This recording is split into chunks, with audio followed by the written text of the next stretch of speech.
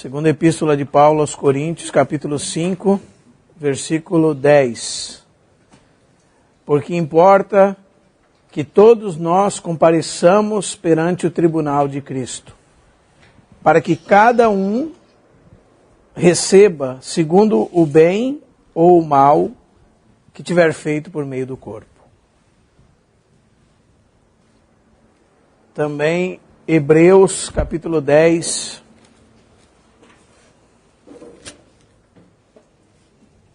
versículo 30. Ora, conhecemos aquele que disse: a mim pertence a vingança, eu retribuirei. E outra vez, o Senhor julgará o seu povo.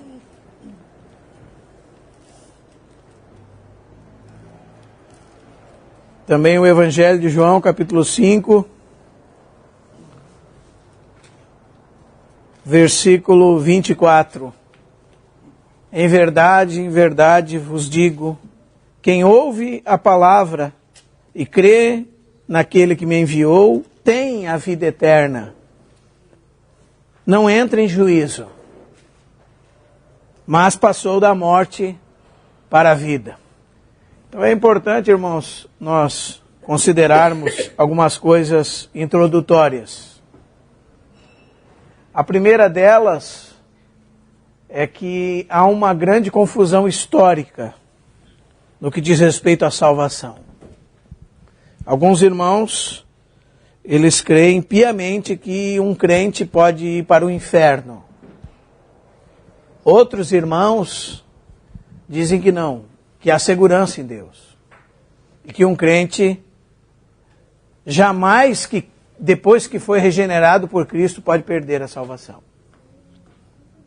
E há uma luta histórica muito grande, faz pelo menos alguns séculos, entre estes grupos opostos.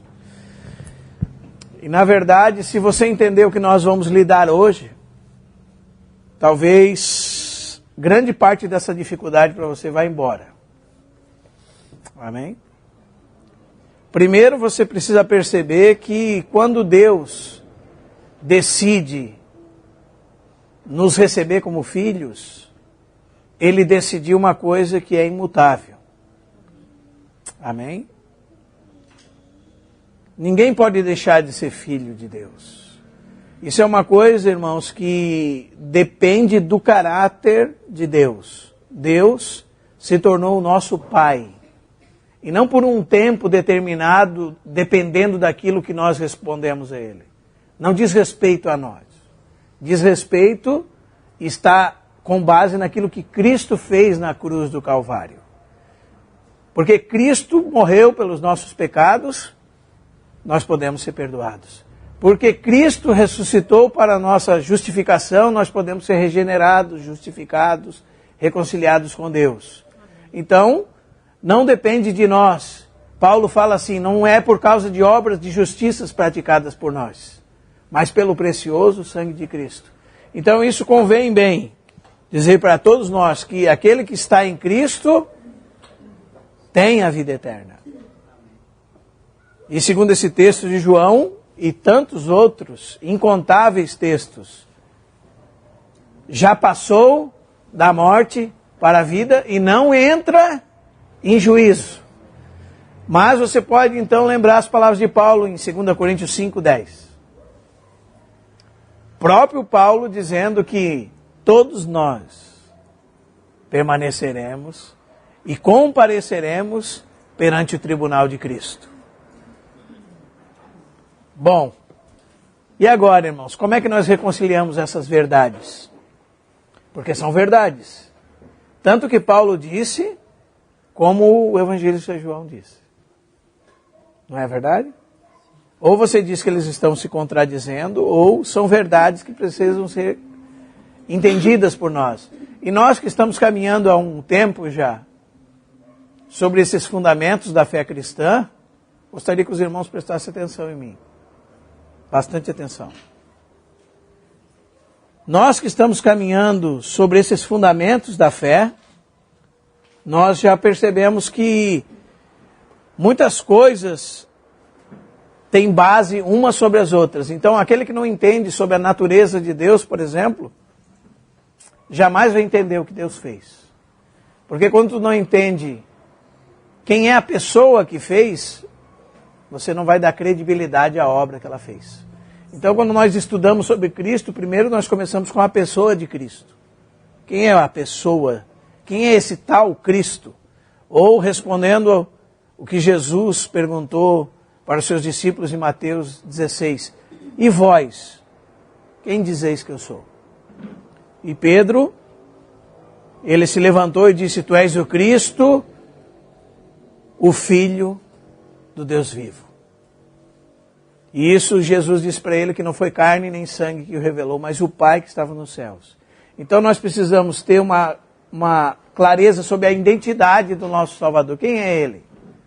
O Deus homem, né? 100% Deus, 100% homem.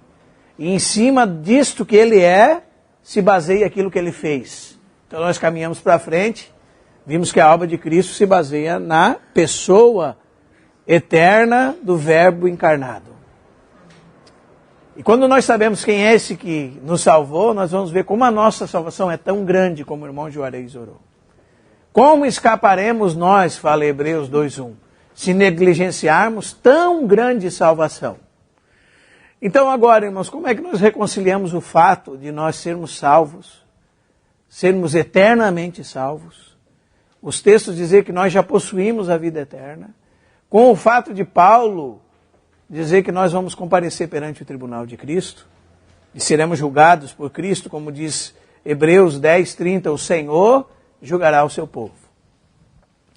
Primeiro, talvez nós temos bastante dificuldade com isso, porque nós pensamos que alguém que ama é alguém que é negligente no que diz respeito à correção. Se ele verdadeiramente ama, pensamos nós, então ele não corrige. Então ele não pode disciplinar. Ele não pode ser agressivo com o seu filho. Ele não pode ser enérgico com o seu filho. Ou ele ama, ou ele é enérgico. E isso é uma contradição no que a Bíblia diz, irmãos. A Bíblia diz que porque Deus nos ama, Ele nos corrige. Porque Deus nos chamou como filho, Ele nos açoita. E se nós estamos sem correção, diz Hebreus a partir do verso 4, no capítulo 12, do qual todos foram feitos participantes, já não somos filhos, somos bastardos. Porque não há filho a quem o pai não corrija, a Bíblia diz. Então, se Deus é nosso Pai eterno, nós precisamos entender que há correção para os filhos. Amém?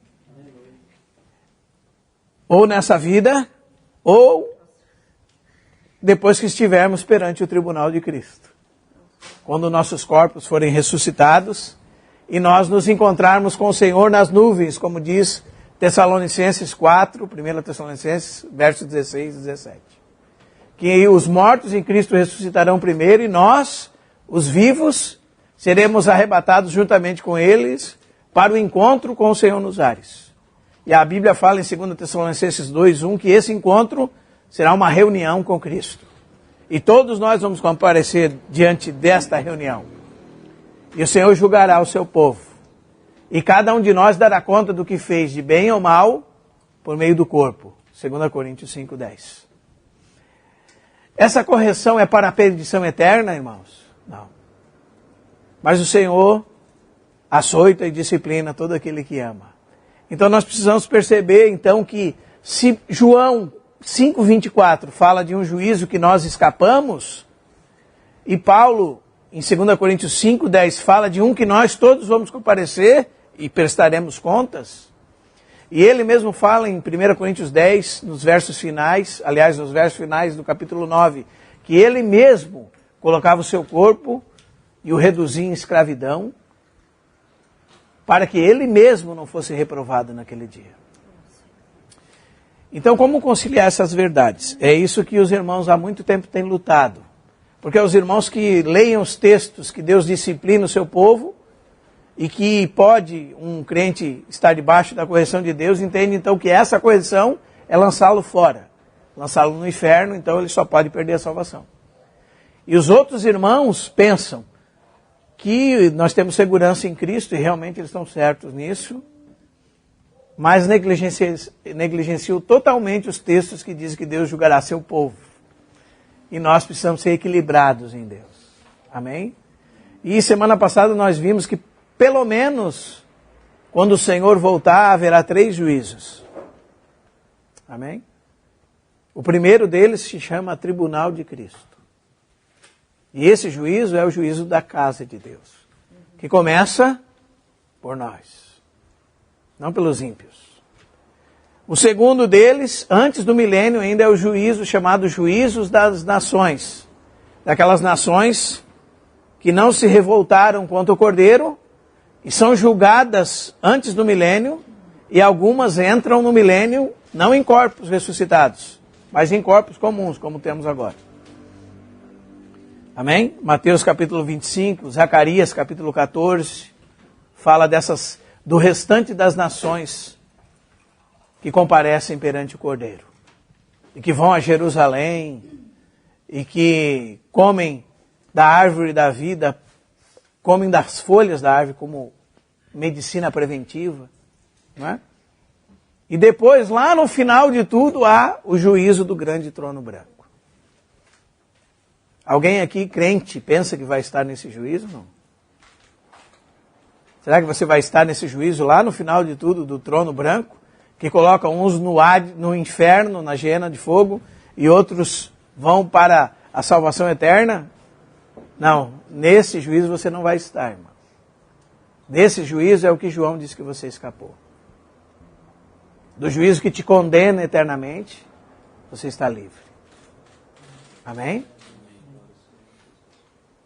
Então o Senhor não perde nenhum de nós aqui, irmãos. Aquele que começou a boa obra em nós, há de completá-la. Amém? Filipenses 1:6. 1 Tessalonicenses 5:21 diz: o mesmo Deus da paz, 5:23, vos santifique completamente. O vosso espírito, alma e corpo sejam conservados íntegros e irrepreensíveis para a vinda do nosso Senhor Jesus Cristo. E o Senhor Jesus disse: todo aquele que o Pai me dá, vem a mim. E o que vem a mim, de maneira nenhuma eu lançarei fora. Então Deus não perde filho nenhum, irmãos. Talvez uma das coisas que nós precisamos perceber também é que existem cristãos nominais. Pessoas que dizem que têm a Cristo, mas nunca foram regeneradas por Cristo. Agora, um crente genuíno, um filho de Deus, que nasceu de novo, ele é filho de Deus para todo sempre. Porque a Bíblia fala que ele não nasceu da vontade da carne, ele não de homem algum, mas de Deus ele foi gerado. E Deus não perde os seus filhos. Então, ainda que um filho de Deus volte as costas para Deus, a luz de Deus continua brilhando nas suas costas. E o Pai sempre o buscará de volta. O Senhor não perde os seus filhos. Isso é uma segurança que nós temos. Amém? Nisso os irmãos, nossos irmãos reformados estão com a razão. Amém? Porém o Senhor corrige os seus filhos. O Senhor não é negligente com eles. Amém? É exatamente nessa posição que nós nos encontramos agora no nosso estudo. Na disciplina dos filhos que acontece em decorrência da segunda vinda de Cristo no tribunal de Cristo. E todos nós vamos estar lá. Amém? E o que nós seremos julgados lá, irmãos? Nós seremos julgados por tudo que fizemos enquanto estamos nessa vida, por meio do nosso corpo. Mas o que será para a nossa condenação num momento como este, diante do tribunal de Cristo? Todas as coisas, irmãos, primeiramente, que nós não resolvemos, que nós não pedimos perdão. Todas as coisas serão manifestas nesse dia. Então, como diz o irmão Stephen, importa é bem que todos os dias estejamos confessando os nossos pecados, colocando eles debaixo do sangue de Cristo. Amém? Para que naquele dia não haja nenhuma condenação contra nós referente a isto. Porque muitas vezes nós vamos pecando, irmãos, e nós vamos cauterizando a nossa consciência. Nós vamos amortecendo a nossa consciência com algum tipo de pecado não confessado. E se nós temos coisas para acertar, precisamos acertar com Deus. Como diz Isaías 55, são os nossos pecados e nossas iniquidades que fazem separação entre nós e o nosso Deus. E impede que Ele nos ouça. Então nós devemos confessar os nossos pecados todos os dias. Seja muito preocupado com você e eu esteja muito preocupado comigo quando pensamos que estamos santificados demais, que somos bons demais, que agora nós já somos crentes capazes. Os irmãos maduros dizem que um crente que pensa ser capaz, provavelmente não está preparado para nada. Mas aquele que pensa sempre ser inapropriado para algo, pode ser que já esteja preparado. Mas o sentimento de estar inapropriado é muito bom num crente, porque o conserva na humildade de Cristo, na dependência de Cristo.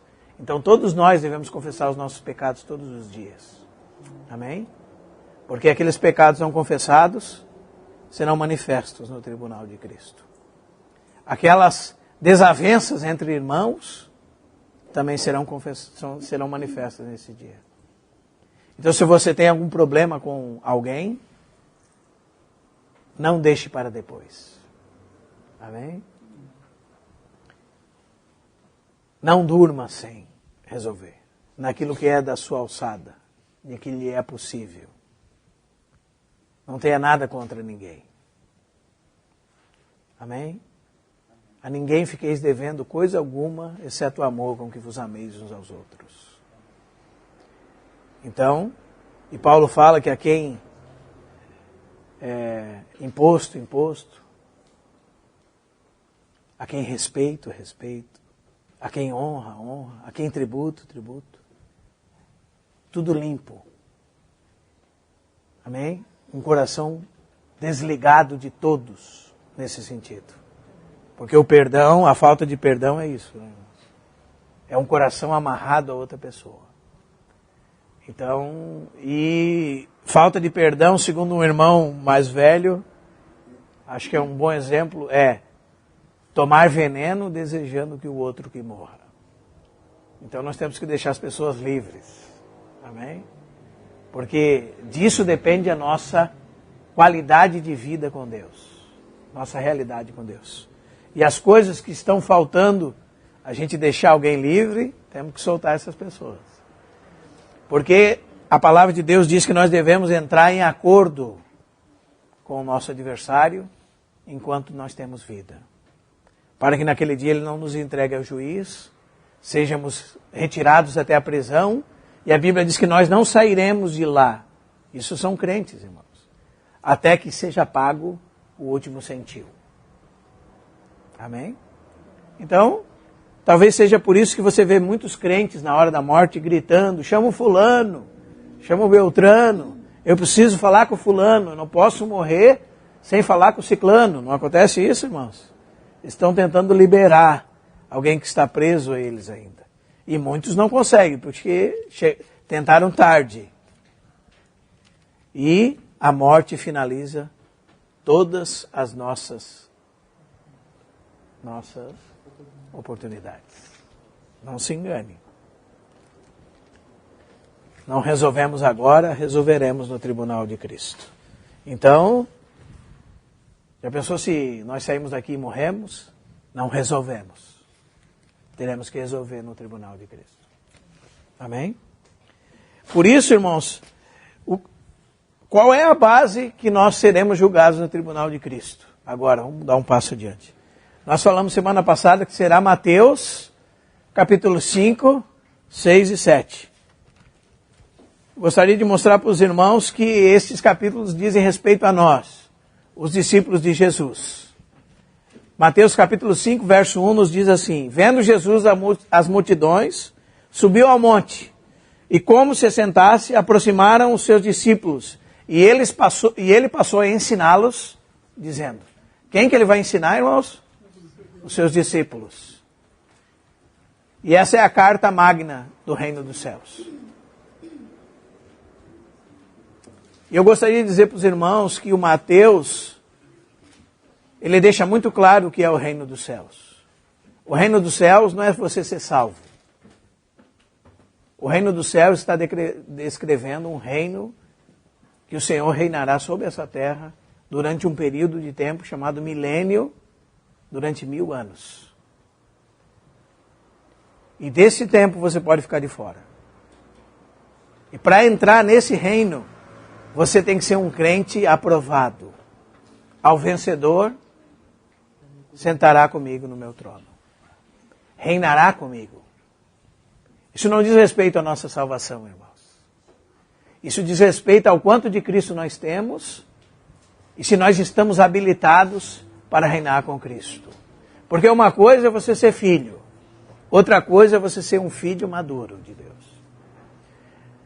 E do que depende você reinar ou não com Cristo? Da sua maturidade. Depende se você cumpriu o propósito de Deus para a sua vida, que é conformar a sua vida, a minha vida, ao caráter de Cristo. Por isso, 7 vezes Jesus diz às igrejas da Ásia: ao vencedor, ao que vencer, dar-lhe-ei isso. Ao que vencer, dar-lhe-ei aquilo. Então o Senhor vem para dar galardão aos seus servos, a Bíblia diz, primeiro de tudo, e dar a cada um segundo o seu procedimento. E está falando de nós. Então, quanto de Cristo nós temos? O propósito eterno de Deus é esse, irmãos, que nós sejamos conformados à imagem de seu Filho Jesus Cristo. Amém? Por isso, você vai ler esse texto e vai achar, poxa, parece que há tanta discrepância com a graça, porque a graça é de graça. Não depende de nada que eu faça. Não é assim? E esses textos são tão condicionais de Mateus 5, 6 e 7. Né? Eu devo amar o meu irmão. Se alguém me bater numa face, eu devo dar a outra. Se eu não fizer isso, eu não vou entrar no reino dos céus. E alguns irmãos confundem isso com salvação eterna, com ser livre da morte eterna, com ser livre do inferno, da hiena de fogo. Os irmãos confundem tudo, fazem uma salada mista. Colocam tudo na mesma panela, tudo é a mesma coisa. Amém? Por isso há tanta confusão, irmãos. Nós precisamos estar atentos a isso. E se eu deixar você com mais confusão, eu fico feliz. Sabe por quê? Porque você ainda não entendeu. Mas se estimular o seu coração a buscar entender sobre isso, já ficamos felizes. Amém? Primeiro, que você é salvo e o Senhor nunca te lançará fora. Segundo, você não foi salvo para viver como você quiser. O Senhor te cobrará aquilo que de Cristo você recebeu. Amém? Porque ele diz assim: sabemos que todas as coisas cooperam para o bem daqueles que amam a Deus. Romanos 8, 28. Daqueles que são chamados segundo o seu propósito. E o verso 29, porquanto aos que de antemão conheceu, também os predestinou a serem conformes à imagem de seu Filho. Esse é o propósito de Deus para você e para mim. Ser conformados à imagem do seu Filho Jesus Cristo. Seu Filho é um filho maduro, irmãos. Os céus rasgaram-se diante dele e o Pai disse: este é o meu Filho amado,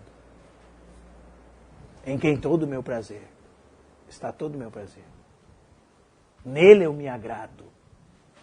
E agora nós somos chamados a ser semelhantes a Ele. Pense quanto nós somos diferentes de Jesus, irmãos. E o propósito de Deus, no qual todas as circunstâncias da nossa vida estão envolvidas, boas e ruins.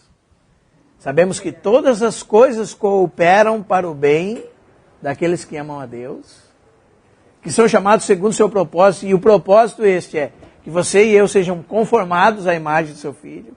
Então tudo que vier da parte de Deus da sua vida, bom ou ruim, sabe aquela coisa que você está reclamando? Essa é para conformar você à imagem de Cristo. Sabe aquele vizinho que te incomoda? Esse é para conformar você à imagem de Cristo. Sabe aquele parente seu que te causa maior dificuldade? Esse é para conformar você à imagem de Cristo. Todas as coisas cooperam para o bem. E o bem não é o que você e eu achamos bem. é o que Deus acha bom e que nos conformará à imagem de Cristo. E é disso que está falando, irmãos, o texto. Amém? Esses textos condicionados. Aquilo que nós estamos amadurecendo em Deus, ou obedecendo a Deus, ou rejeitando a disciplina de Deus, fará nós estarmos de fora do reino. E é terrível estar de fora do reino, irmãos. Alguém que ama a Deus, mas que por algum motivo negligenciou seu crescimento em Deus, saber que um tempo ele passará sob disciplina da parte de Deus e não reinará com Cristo, sendo um filho de Deus. Isso é algo muito difícil para nós. Talvez uma das coisas que mais nós vamos sofrer nesse tempo será com a nossa própria consciência e o remorso de não termos aproveitado o tempo que o Senhor nos deu. Não é? Porque a palavra de Deus nos diz que nós devemos remir o tempo. E todos os dias nós temos tempo. Amém? As misericórdias do Senhor se renovam a cada manhã sobre nós. São a causa de nós não sermos consumidos. Não é? Então todos os dias nós temos tempo para estar na presença de Deus.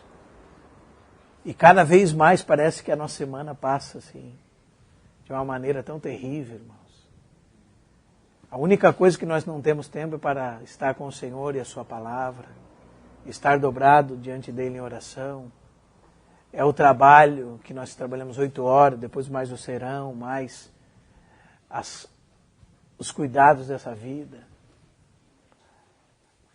As nossas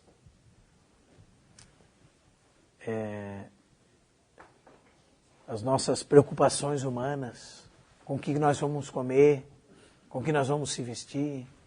E Jesus disse que é os gentios que procuram essas coisas. E nós, as coisas de Deus vêm às nossas mãos. Como diz Eclesiastes 10:9, é tudo que vem à tua mão para fazer, faze-o conforme as tuas forças. Amém? E muitos irmãos têm se atribulado. Né? Os irmãos que trabalham no comércio têm que vender, os irmãos que trabalham com metalurgia, eles ganham 10 mil, mas querem ganhar 15. Então precisa fazer serão. Né? E 8 horas já não é mais suficiente, precisa ser 12, 15, 20. E não tem tempo para a família, para os filhos, para o Senhor. O diabo está desgastando, o mundo está nos desgastando. Mas isso, a realidade é que nós não vamos ficar sem disciplina da parte de Deus por causa disso. Porque o Senhor não nos mandou nos envolvermos até que essas coisas nos tirem a vida, nos suguem a vida. Amém, irmãos? Nos suguem o tempo para Ele, o tempo para a família, o tempo para ensinar nossos filhos no caminho de Deus. Sobre todas essas coisas nós seremos cobrados pelo Senhor, irmãos. Porque quando nós estamos com Cristo, nós estamos manifestando a Cristo. E nós estamos cumprindo a realidade desses capítulos aqui. Amém? E na semana passada nós tocamos num assunto que gerará disciplina no reino dos céus e nos fará ficar de fora do reino e sob a disciplina de Deus. E o primeiro ponto que nós tocamos foi a desavença entre irmãos. E há muitas, não é verdade? Por que há mais de 380 mil denominações? Porque há desavenças entre irmãos. Porque os irmãos não conseguem caminhar juntos. E o Senhor nunca mandou ninguém abrir igreja nenhuma. Amém? O Senhor disse que edificaria a sua igreja. A igreja é dele, não do pastor fulano, do Beltrano. Nós nos reunimos em nome dele. Ele é o Senhor. Não há nome sobre a igreja de Deus. Ela se chama pelo nome dele. Ela tem o nome do seu amado. Ele disse para Pedro, eu edificarei a minha igreja. As portas do inferno não prevalecerão contra ela. Mas os irmãos têm muitas desavenças entre si. Eles não conseguem concordar sobre nada. Eles não recebem com alegria o conselho dos antigos, primeiros pais da igreja, que diziam, nos assuntos essenciais, fundamentais, temos que ter unidade. Não podemos passar uma vírgula neles. Jesus é Deus. Nós servimos a Santíssima Trindade, um único Deus verdadeiro que subsiste em 3 pessoas distintas. O Verbo eterno se encarnou. Ele morreu na cruz pelos nossos pecados. Amém? Ele derramou seu Espírito Santo. Nós fomos batizados com o Espírito Santo. A igreja. Coisas fundamentais, irmãos. Sobre as quais nós devemos guardar a unidade. Mas os irmãos se brigam por coisas que não são fundamentais. Tem a igreja dos que dizem que o governo da igreja é de tal jeito. Então eles abriram a igreja do governo de tal jeito. Tem a igreja que se reúne sob doutrina, os batistas, né? Tem as igrejas que se reúnem por nome de homens, grandes homens de Deus, metodistas e tantos outros. Nós sabemos que a igreja de Deus não tem nada a ver com estas coisas. Amém? Mas o conselho dos pais era, as coisas essenciais temos unidade. Nas coisas não essenciais temos liberdade. Em todas as coisas devemos lidar com a caridade. Essa é a realidade que nós devemos seguir. Mas os irmãos estão divididos. Há contendas entre os irmãos. O coração deles briga entre si. E a Bíblia diz que aquele que faz esse tipo de coisa será julgado no tribunal de Cristo. E nós devemos entrar em acordo com o nosso adversário enquanto estamos com ele a caminho. E primeiro, a Bíblia chama esse adversário de irmão. Depois diz que ele se tornou um adversário. É só você ler Mateus do capítulo 5, versículo 21 a 26. O segundo ponto que nós seremos julgados no tribunal de Cristo, irmãos, está lá em Mateus capítulo 5, versículo 27. Ouviste que foi dito, não adulterarás. Eu, porém, vos digo, qualquer que olhar para uma mulher com intenção impura no coração, já adulterou com ela. Se o teu olho te faz tropeçar, arranca-o e lança-o para fora de ti. Pois te convém que te perca um dos teus membros, que sejas lançado na geena de fogo. A palavra por trás da sua tradução inferno é geena de fogo. E se a tua mão direita te faz tropeçar, corta e lança de ti, pois te convém que se perca um dos teus membros e vá todo o teu corpo para geena de fogo. Também aquele que repudiar a sua mulher, dê-lhe carta de divórcio. Eu, porém, vos digo, qualquer que repudiar a sua mulher, exceto por relação sexual ilícita, a expõe a tornar-se adúltera. E aquele que casar com a repudiada comete adultério. Isso é outra questão que nós seremos julgados perante o tribunal de Cristo. Amém, irmãos? Devemos levar a sério essas coisas. Sabe por quê, irmãos? Alguns irmãos pensam que a única maneira de adulterar com a esposa, contra a esposa é se deitar com outra mulher.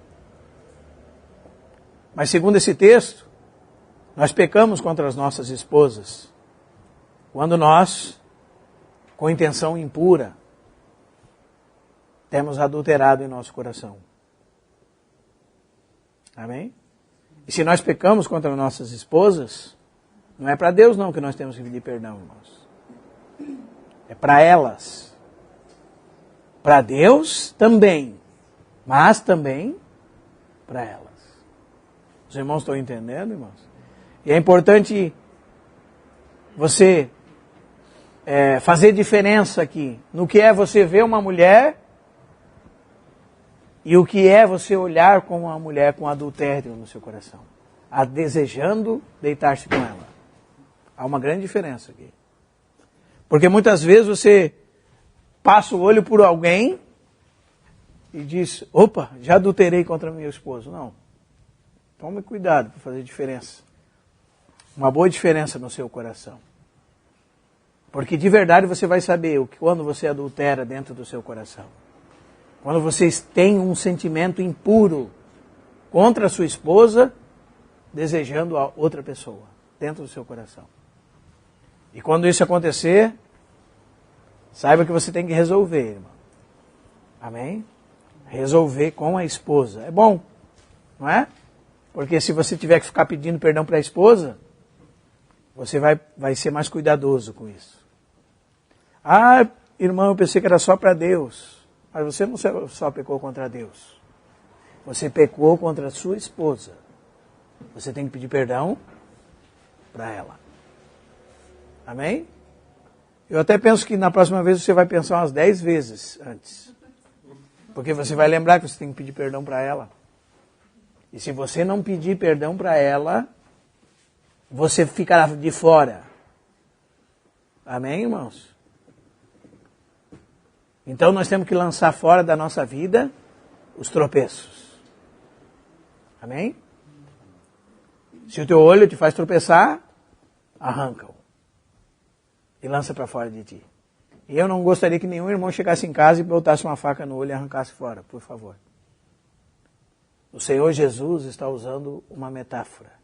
O que faz você cair? O que faz você tropeçar? Corta. E lança para fora de ti. É isso que Jesus está falando aqui. O que nos faz tropeçar? Lança para fora de ti. Eu lembro, irmãos, que no passado, há muitos anos atrás, os irmãos confundiam essas coisas. Abandonavam os amigos. Abandonavam até talentos que Deus deu. Deus deu talentos para eles. Coisas que eles sabiam fazer. E faziam muito bem diante de Deus. E podiam fazer para a glória de Deus. Mas eles pensavam que virar crente era virar alguém totalmente anulado de tudo. Então, um irmão dessa época pensava, ele era um bom artista, ele pintava quadros. Aí ele se convertia numa denominação muito tradicional, que alguém olhava para ele, irmão, isso aí não tem nada a ver com Jesus, larga isso aí, irmão. E ele ia lá e amputava coisas que Deus deu para ele. O Senhor o fez com aquela habilidade. Ele lançava fora aquilo que não causava prejuízo nenhum para ele. Os irmãos estão entendendo, irmãos? Nós devemos lançar fora aquilo que nos faz cair. Aquilo que nos faz tropeçar. Você pode ser um pintor de quadros para a glória de Deus. Você pode ser um bom músico para a glória de Deus. Um artista. Quando eu falo um artista, não é aquele que se acha o tal. Estou falando de alguém que recebeu uma habilidade de Deus para as coisas da cultura. E pode fazer isso para a glória de Deus. Amém?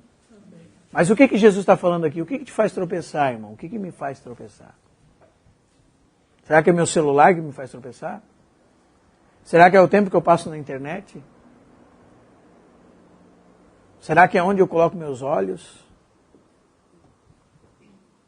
Isso concorda com o que está escrito lá em Romanos capítulo 13, verso 14. A Bíblia diz assim, revesti-vos do Senhor Jesus Cristo, e nada disponhais para a carne, no tocante às suas concupiscências. Então nós reconhecemos que temos o pecado em nós, amém? Alguém pensa aqui que é santo?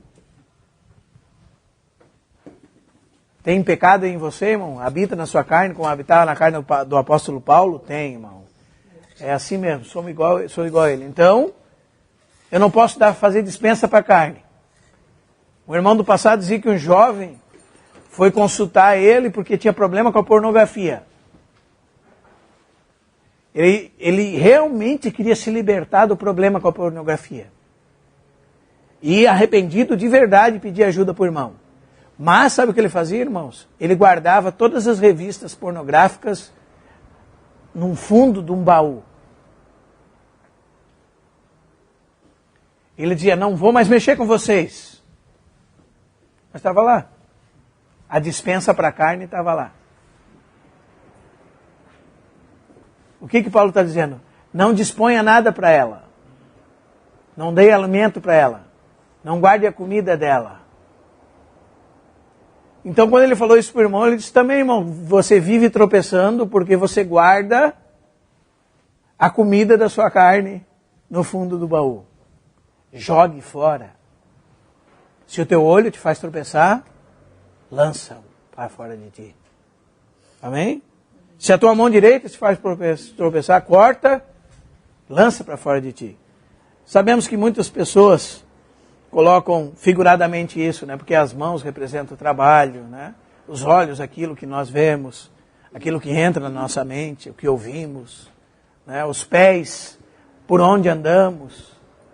Tudo isso realmente nós temos que reavaliar.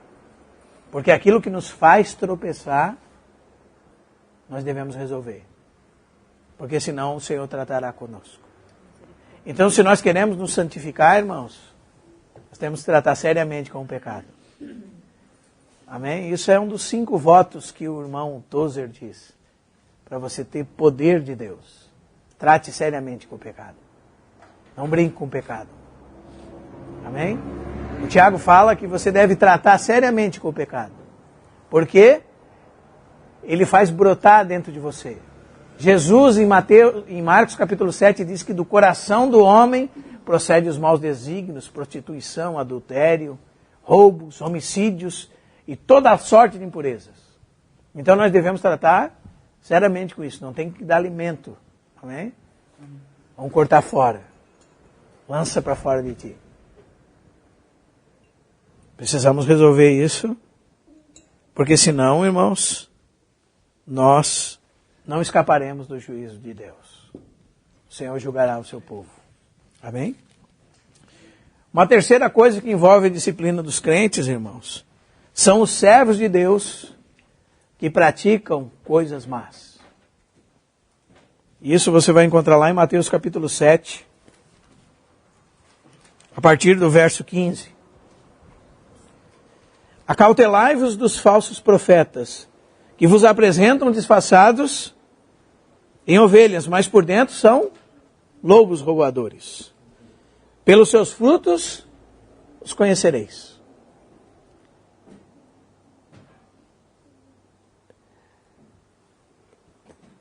Colhem-se porventura uvas de espinheiros ou figos dos abrolhos? Assim toda a árvore boa produz bons frutos, e toda a árvore má, maus frutos. Não pode a árvore boa produzir frutos maus, nem a árvore má produzir bons frutos. Assim, pelos frutos os conhecereis. Veja, irmão, nem todo que me diz, Senhor, Senhor, entrará onde? No reino dos céus. Mas aquele que faz a vontade de meu Pai que está no céu. Aqui não está, o assunto aqui não é salvação, inferno, céu, eternidade futura, não. Porque você pode ser um mau servo. E outra coisa, você pode alimentar uma má árvore que está em você. Você acha mesmo que você não peca mais? Ou eu não peco mais? Depende para onde nos inclinamos. Amém? Você imagina que você tem a natureza divina e a sua raiz está na eternidade, nos céus. Mas você tem raízes aqui também, irmão. Essa raiz no mundo chama-se pecado. Está dentro de você, dos seus membros. Então, podemos dizer, sem dúvida nenhuma, pelo ensino das Escrituras, que em nós, infelizmente, existe uma árvore má. Mas ela pode estar sem frutos. Amém? Sem crescimento. Sem realidade em nós. Porque pelo Espírito de Deus nós podemos vencer a carne com suas paixões e seus feitos. Não é? Então esse texto aqui você precisa ter clareza que primeiro, pode ser um irmão, pode, ele chama Jesus de Senhor. Mas não só isso, irmão. Continue lendo o texto. Muitos naquele dia hão de me dizer, Senhor, Senhor, o que mais? Não temos nós profetizado em teu nome? Ó. Não temos nós em teu nome expelido demônios? E em teu nome fizemos muitos milagres? O que eles fizeram em nome de Jesus, irmãos? Então lhes direi explicitamente, nunca vos conheci. apartai-vos de mim, os que praticais iniquidade. Primeiro, a frase que você vai ter mais dificuldade nesse texto para entendê-lo é: nunca vos conheci. Porque você vai pensar que Jesus está os negando. Certo? Você vai dizer: não, Jesus nem conhecia esses homens, eles fizeram. Amém? Por isso que eu falo que nós precisamos entender muito bem, claramente, a natureza de quem é Jesus. Por quê, irmãos? Porque Jesus é Deus, irmãos. Deus conhece todas as coisas. E no momento da sua segunda vinda, Ele é o juiz de todas as coisas. Paulo disse que Deus, e Pedro disse que Deus já estabeleceu um dia que há de julgar todas as coisas por um varão a quem determinou, chamado Jesus Cristo. Ele é o juiz. Ele vai dizer para alguém: eu nem te conheço. Nem sei o que tu está fazendo. O que tu fez mesmo? Você acha, irmão, que esse texto está dizendo que Jesus não sabe o que essa pessoa fez? Você acha que a ideia dessa frase é Jesus dizer: eu nem sei o que tu fez? Não, irmão. Essa frase quer dizer que Jesus não aprova aquilo que ele fez. Ele não fez isso em relacionamento com Cristo. Ele fez por ele mesmo. Ele não fez a vontade do Pai que está no céu. Amém? E a vontade do Pai que está no céu é que conheçam ao Filho dele, Jesus Cristo, e vivam pelo Filho. Mas esses homens que conhecem Jesus, o chamam Senhor, fazem milagres no nome dele, expulsam demônios no nome dele, curam enfermos no nome dele, fazem maravilhas no nome dele, são irmãos. Isso você não precisa nem ter dúvida disso. Amém? Mas a ideia dessa palavra conhecer é um conhecimento de relacionamento. Eles têm a Cristo, mas não se relacionam com Ele. Eles fazem a sua própria vontade, não fazem a vontade de Deus. Serão julgados por causa disso. Estarão de fora da onde, irmãos? Não podem entrar no reino. Amém? Nunca vos conheci, Jesus disse. E você precisa entender desse conhecimento de um marido com a sua esposa. É o mesmo conhecimento que você vai ler aqui. Mateus capítulo 2. Aliás, capítulo 1, versículo 25. O versículo final do capítulo 1. Diz: despertado José do sono, depois que o anjo disse para ele receber Maria como sua esposa, fez como o anjo ordenara e recebeu como sua esposa. Contudo, não a conheceu, até que ela deu à luz um filho a quem pôs o nome de Jesus. Então você vai precisar entender esse texto assim. Jesus, quando estava lá se casando com Maria, nunca tinha visto Maria na vida, nem conhecia ela. José, perdão. Aí, lá no casamento dos dois, ele tirou, levantou, eu estou fazendo uma ilustração para você entender. Levantou o véu dela, né? Aí ele falou: oh, você é a Maria? Muito prazer, eu sou o José. Eu nunca te conheci. Nem sei quem tu é. É um conhecimento que denota um relacionamento íntimo. Aqui, nesse caso, até mesmo o ato sexual de um marido com a esposa. Diz que ele não teve relação sexual com a sua esposa até que ela deu à luz a Jesus. Os irmãos estão entendendo? É um conhecimento íntimo, relacional. E que todo crente tem que ter com Cristo, irmãos. Então, se você pega um irmão que está, por exemplo, na teologia da prosperidade hoje, e ele está vendendo a Cristo, né, como Judas Iscariotes vendeu a Cristo. Mas não, Judas não era crente. Esse irmão é um crente. E ele está na posição de Geazi, o servo de Eliseu, né? Que Naamã chega para Geazi, com aquelas dádivas e quer dar para Eliseu pela cura que ele teve, quando Eliseu nem o recebeu, irmãos. Mandou ele lá e tomar 7 banhos, ele saiu curado. E ele queria dar presentes para Eliseu. Eliseu disse que não queria nada da parte dele. E daí, o que Geazi disse? Primeiro, ele pregou certo, né? O meu Senhor não quer nada do que você tem. Pode voltar para sua casa. Não é? Mas diz que no coração dele. Então ele desejou aqueles presentes. Aí ele foi lá naquele homem, quando ele já estava indo embora, e disse, o meu Senhor mudou de ideia. Ele vai receber teus presentes. E diz que ele pegou os presentes e ficou para ele. Quando ele chegou para falar com Eliseu, Eliseu disse uma frase que Jesus vai dizer para esses homens aqui, quando eles se encontrarem com ele. Sabe qual é a frase que está escrita lá?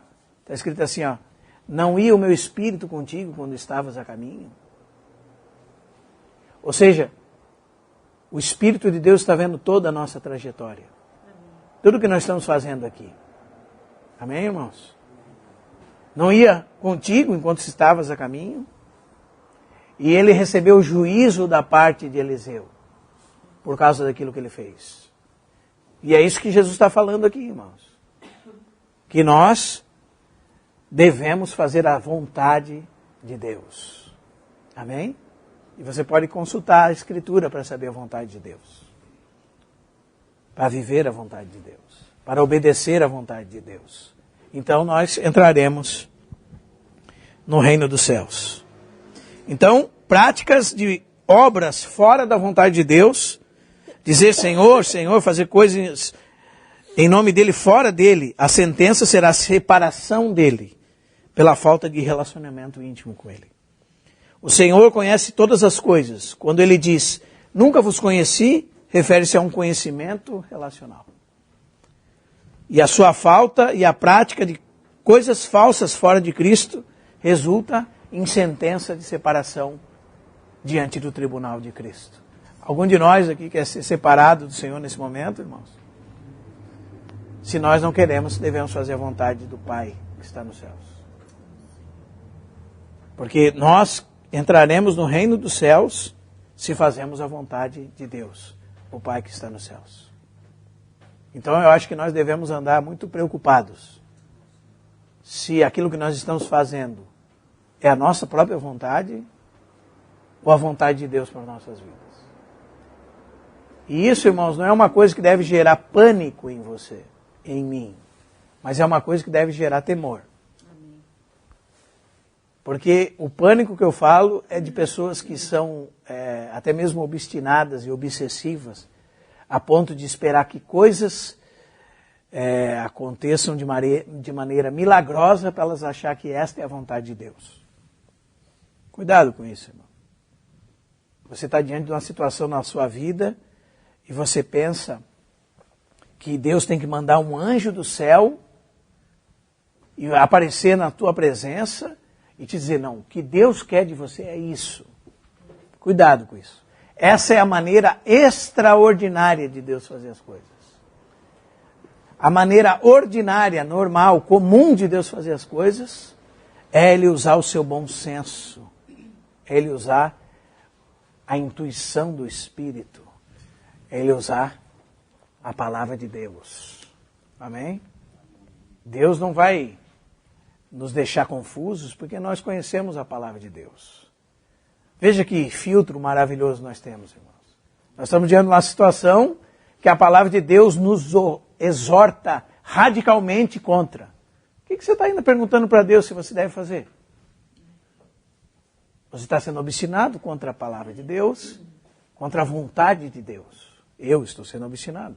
A palavra de Deus já me disse o que fazer. A palavra de Deus já me disse o que fazer com meu filho. A palavra de Deus já me disse como fazer com a minha esposa. A palavra de Deus já me disse o que fazer na minha vida, irmãos. Amém? E muitas vezes o Senhor está movendo as circunstâncias, né? Deus coloca coisas boas nas nossas mãos. Mas o pecado faz com que aquilo seja ruim aos nossos olhos. Nós queremos, não, mas não é isso que eu sonhei para a minha vida. Eu quero alçar voos mais altos. Não é? Mas as circunstâncias estão se movendo ao nosso redor. nas coisas de Deus para a nossa vida. Amém, irmãos? Nas coisas até mesmo simples. No que eu vou trabalhar? Né? Como lidar com uma situação? Se eu vendo, se eu compro, se eu negocio. O Senhor vai movendo as coisas em torno dos seus filhos. Amém? Muitas vezes Ele dá presentes nas mãos. Não é? Eu vou contar uma história. Eu lembro de uma pessoa que estava procurando um terreno para comprar. Ele foi comer um lanche num lugar e conversou com a pessoa que estava fazendo o lanche. E a pessoa disse para ele assim, tem um terreno à venda ali, ó. Daí era como se a pessoa olhasse assim, ali. E ele comprou aquele terreno ali. Os irmãos entendem, irmãos? Muitas vezes as coisas de Deus vão chegar nas nossas mãos assim. Amém? O Senhor vai preparar os amados enquanto eles dormem. Então, não é para andar ansioso nem pelo que comer, nem o que vestir, se tem conta para pagar. Deus te mandou trabalhar. Amém? E eu lembro-me que um pedreiro que trabalhou para mim dizia assim, quando eu não tenho trabalho, o meu trabalho é procurar trabalho. Ele dizia.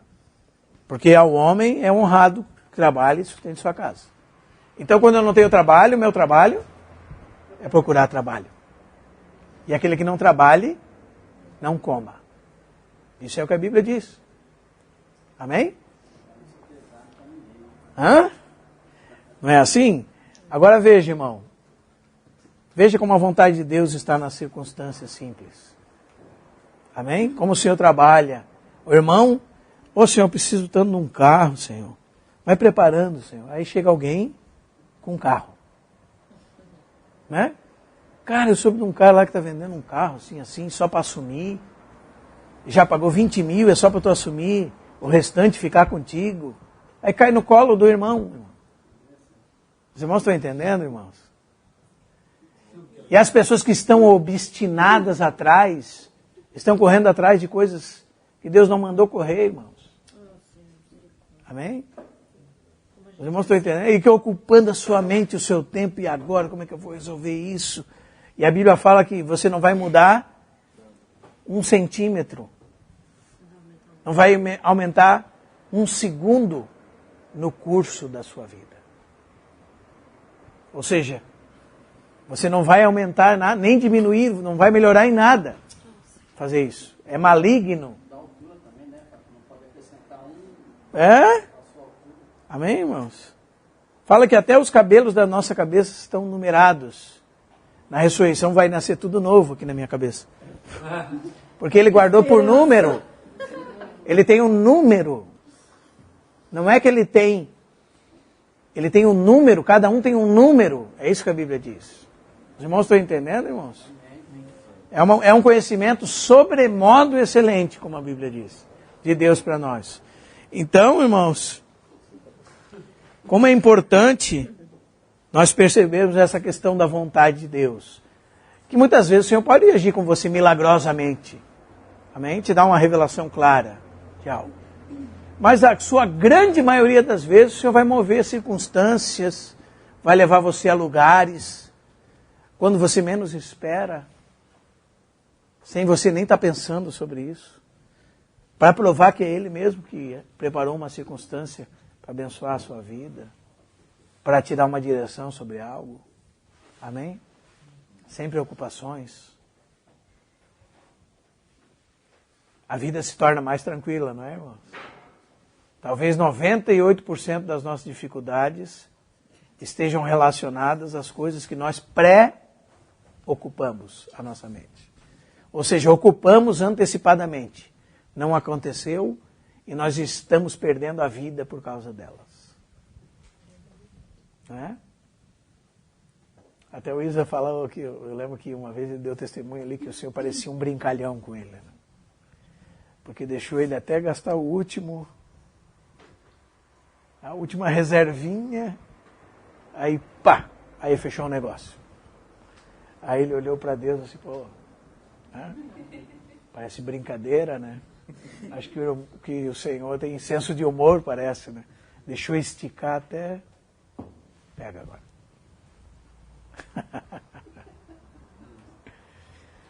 Já aconteceu isso com você e comigo várias vezes, né? Com todos nós. Muitas vezes o Senhor deixa esticar a corda até, vai arrebentar agora, não aguento mais, aí Ele dá uma aliviada. Assim, né? Talvez já ficou esticada daquele jeito, porque nós estávamos tão preocupados com aquilo que não podia fazer nada, né? Ele tinha que deixar nós com a nossa obstinação, nossa dificuldade. Ele não podia botar a mão. Nós estávamos tentando resolver, né? Então esse assunto da vontade de Deus é um assunto bem simples. Está na Bíblia, irmãos. Precisamos transformar a nossa mente, não nos conformar com o mundo, para que nós possamos experimentar a vontade de Deus. Segundo Romanos 12, 1 e 2. Precisamos nos apresentar a Deus, apresentar os nossos corpos a Deus como sacrifício vivo, santo, agradável a Deus, prestar o culto, lógico, a Deus, e não nos conformar com o mundo. O mundo está desgastando a energia das pessoas.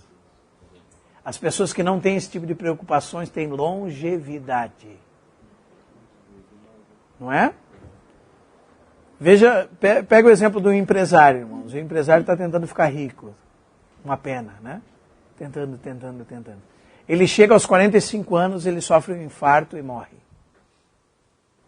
Ou a partir dos 50 anos, ele tem um problema seríssimo que vai acarretar uma doença, que vai prender ele em uma cama, uma coisa até a morte. E lá com 60 anos, ele morreu. E às vezes ele arrecadou $500 mil, 1 milhão, 2 milhões e gasta tudo com a sua própria saúde, naquele momento. E o irmãozinho lá da roça, né, que planta cebola, que planta o tomate, tu chega lá, ele está com 92 carpinhos da terra.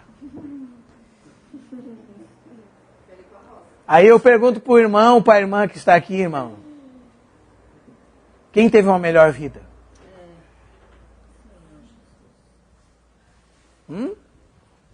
O que parece para nós? O que nós pensamos? Mas ele vive o evangelho, né, irmão? Paulo fala que se eu tiver com que comer e me cobrir, isso tem já. Exatamente. Mas será que nós dá conta de viver dessa forma? Dá. Pelo Espírito de Deus. Comer e vestir, com isso está ali. Sim. Então todos nós aqui vamos ser contentes hoje daqui. Está todo mundo de blusa, alimentado, de barriguinha cheia. Se não está alimentado, vai chegar em casa, vai jantar, ou vai comer um lanchinho por aí, né? E vamos que nem Paulo, para casa, felizes, contentes. Nós já falamos sobre isso aqui, amém, irmãos? Vamos ver se dá para continuar, vamos ver a hora. Não dá para continuar. Continuamos semana que vem. Porque não adianta passar muito rápido por cima de coisas tão importantes. Então, que nós possamos entender, irmãos, que o Senhor não perde os seus filhos. Amém? E antes de terminar, eu só gostaria de acrescentar uma coisa para os irmãos. Talvez uma coisa que ajude você e eu a entender esse assunto é que você precisa compreender a diferença que tem entre palavras na Bíblia como Hades, Geena de fogo, abismos, Tártaro, e que muitas vezes na sua tradução está inferno. E daí você, quando vai no texto grego, está Hades, aí está inferno. Aí em outro lugar do texto está Tártaro, aí está inferno. Aí em outro lugar do texto está Geena de fogo, aí está inferno. Então é um problema teológico nessas traduções, muitas vezes. Sheol é o Hades em hebraico. Sheol é a palavra hebraica e Hades é a palavra grega para a mesma palavra.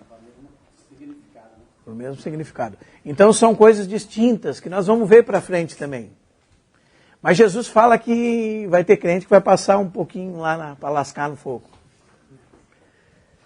Eu falo brincando assim, mas deve doer, né? Uhum.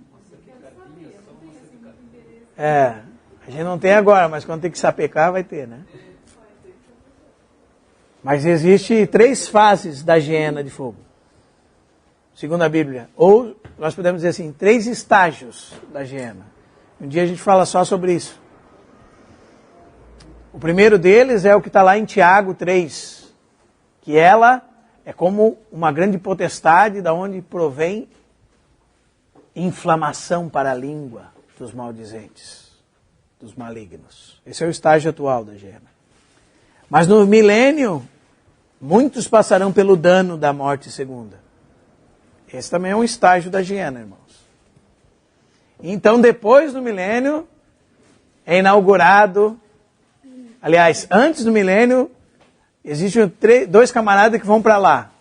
Chama-se o anticristo e o falso profeta. E depois do milênio, Satanás irá para lá também com todos os perdidos. Esse é o terceiro estágio da Geena.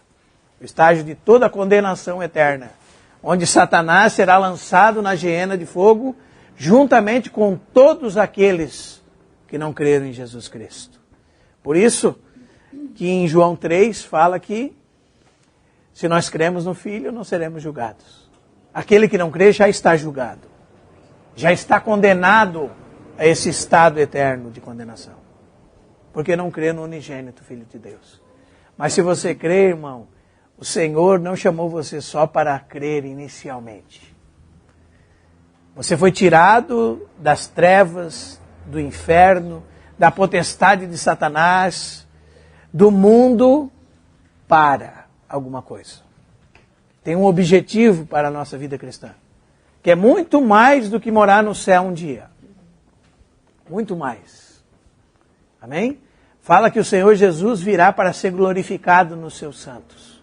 Então ficará evidente o que de Cristo você tem naquele dia. Então se nós crescemos em Cristo, o Senhor será glorificado em nós, na sua vida. Isso é uma coisa muito importante, irmãos.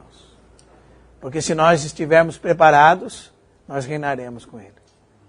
O Senhor não dará pessoas para governar cidades como se fossem crianças. Nem naturalmente você daria uma cidade para Helena governar. Tira o Udo e agora a Helena vai governar Joinville. O Senhor não faria isso, irmão. Nem naturalmente. Também no reino, irmãos, só governará com Cristo aqueles que estão preparados. Amém? Então não pense que todo salvo vai reinar com Cristo. O seu problema muitas vezes está na diferença entre reino dos céus e eternidade. Entre vida eterna e reino dos céus. Não faça salada de tudo isso. Amém? Não coloque tudo na sopa até desmanchar e virar uma coisa só. Vamos ter distinção das coisas na Bíblia. A Bíblia vai ficar muito mais clara para você. Amém? Tem um elemento condicional no texto, está falando de reino dos céus. É de graça, sem nada em troca, está falando de eternidade. É muito fácil reconhecer esses textos. Amém, irmãos?